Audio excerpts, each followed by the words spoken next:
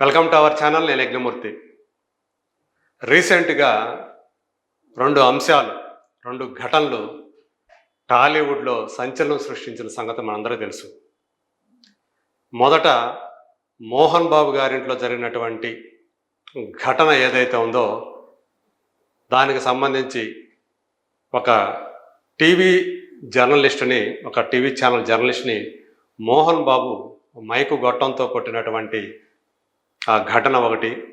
So అతను ఆ journalist తలకి గాయాలయ్యి హాస్పిటల్లో ఉన్నాడు. అలాగే శుక్రవారం రోజు బన్నీని, అల్లు అర్జున్ని పోలీసులు అరెస్ట్ చేసి కోర్టులో ప్రొడ్యూస్ చేసి అలాగే చెంచలగూడ జైలుకి తరలించారు.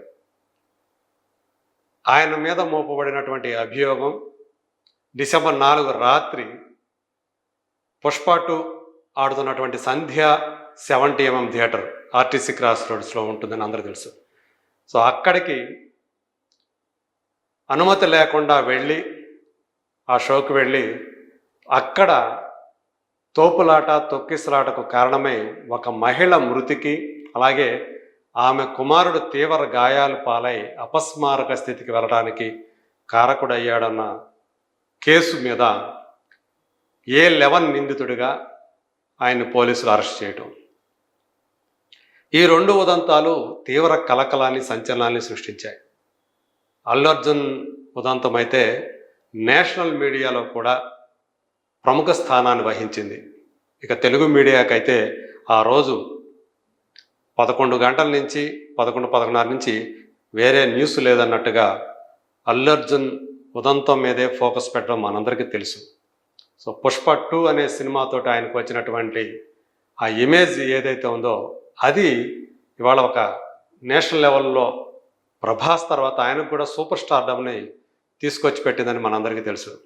సో ఇప్పటికే మనం చూస్తూ ఉన్నాం, బాక్సాఫీస్ దగ్గర 1300 కోట్ల రూపాయలు పైగానే వసూళ్లు సాధించి దేశంలో ఆ ఫీట్ సాధించినటువంటి 3వ సినిమాగా, దీనికంటే ముందు దంగల్ అలాగే బాహుబలి 2 ఉన్నాయి. ఫస్ట్ ప్లేస్లో దంగల్ ఉంటే 1900 కోట్ల రూపాయల పైనే, 1800 కోట్ల రూపాయల పైనే సాధించి బాహుబలి 2 సెకండ్ ప్లేస్లో ఉంది. ఇప్పుడు 1300 కోట్ల రూపాయల గ్రాస్ కలెక్షన్స్ తోటి పుష్ప 2 థర్డ్ ప్లేస్కి వెళ్ళింది. ఈ క్రమంలో RRR లాంటి సినిమాను కూడా అది దాటేసింది.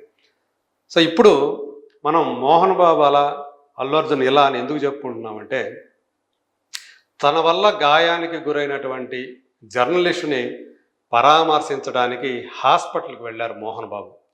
అంతకుముందు ఆయన మీద హత్యాయత్నం నేరాన్ని మోపారు పోలీసులు. FIR నమోదైంది. అయినప్పటికీ కూడా ఆయన అరెస్ట్ కాలా. కానీ చట్టానికి అంటే ఆయన మొదటైతే ఆయన ఎక్కడ ఉన్నాడో తెలియదు, పరారీలో ఉన్నాడో అని కూడా ప్రచారంలోకి వచ్చింది. సో పహాడీ షరీఫ్ పోలీస్ స్టేషన్లో ఆయన మీద నమోదైనటువంటి కేసు ఏదైతే ఉందో అది ఇంతవరకు దాని మీద ఏం జరిగింది, ఏంటి, ఎందుకు ఆయన అరెస్ట్ చేయలేదు, ఇవన్నీ కూడా ప్రశ్నలు అయితే ఉన్నాయి.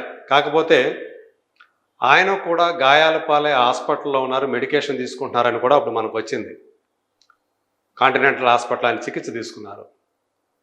సో చూస్తే తర్వాత నిన్న ఆయన తన వల్ల బాధితుడిగా మారినటువంటి జర్నలిస్ట్ రంజిత్ని హాస్పిటల్కి వెళ్ళి పరామర్శించి జరిగిన దానికి క్షమాపణలు కూడా కోరారు. అలాగే ఆయన కుటుంబ సభ్యులు కూడా కోరారు.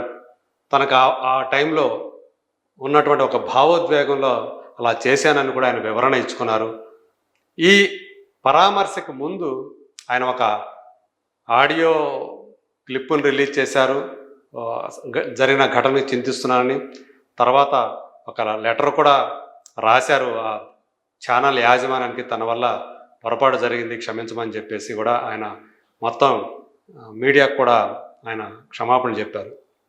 మరి ఇక్కడ చూస్తే అల్లు అర్జున్ మోహన్ బాబు అలా చేశారు కదా, తన వల్ల బాధితులుగా మారిన అతన్ని పరామర్శించారు కదా,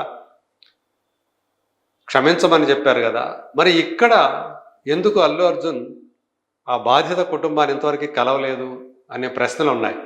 అయితే ఆయన నిన్న ఏదైతే ఒక నోట్ రిలీజ్ చేశారో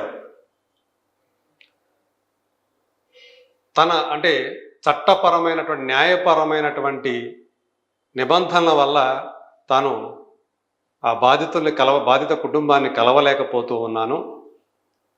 తర్వాత ఎప్పుడు వీలు కుదిరితే అప్పుడు తనకి అంటే ఆ అనుమతి కనుక ఎప్పుడు లభిస్తే అప్పుడు తాను వెళ్ళి ఆ బాధిత కుటుంబాన్ని పరామర్శిస్తాను, వాళ్ళు ఆదుకుంటాను అని చెప్పేసి ఆయన అన్నాడు. అంటే ఆదుకోవటం ముందే చెప్పారు. నేను ఎప్పుడు కూడా మా టీం అంతా కూడా బాధిత కుటుంబానికి ఎప్పుడు కూడా అండగా ఉంటుంది. సాధ్యమైనంత ఏం చేయగలుగుతామో అదంతా కూడా ఆ కుటుంబానికి చేస్తాము. హాస్పిటల్ ఖర్చులు కూడా మేమే మొత్తం భరిస్తామని కూడా ఆయన, అలాగే నిర్మాణ సంస్థ పుష్ప 2 నిర్మాణ సంస్థ మైత్రి మూవీ మేకర్స్ కూడా ప్రకటించి ఉన్నారు.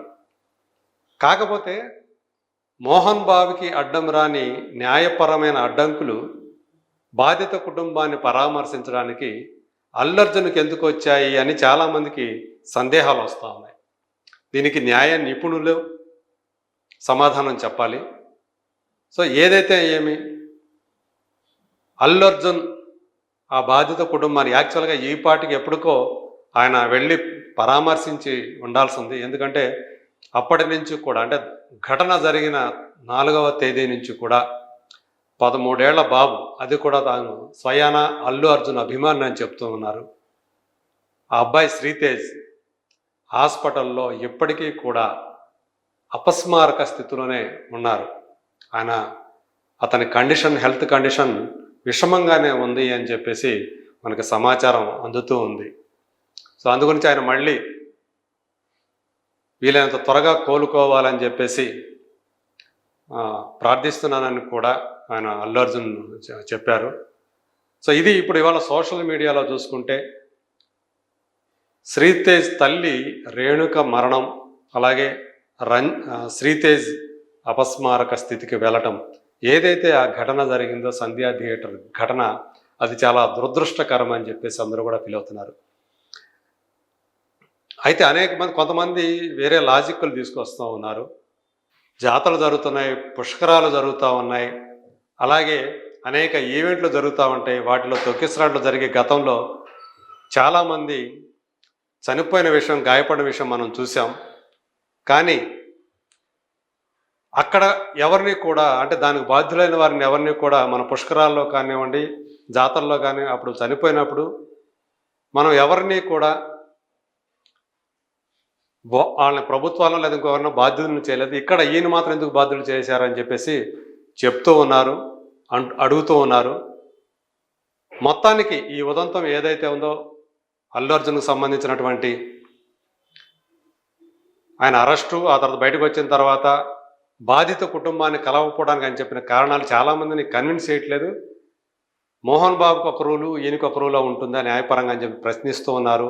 మరి రాబోయే రోజుల్లో ఈయన మరి ఎప్పుడు బాధిత కుటుంబాన్ని ఎప్పుడు పరామర్శించి వాళ్ళకి ధైర్యం చెప్తారా అని చెప్పేసి అందరూ కూడా ఎదురు చూస్తున్నారు. త్వరలోనే ఆ రోజు వస్తుందని చెప్పేసి ఆశిద్దాం.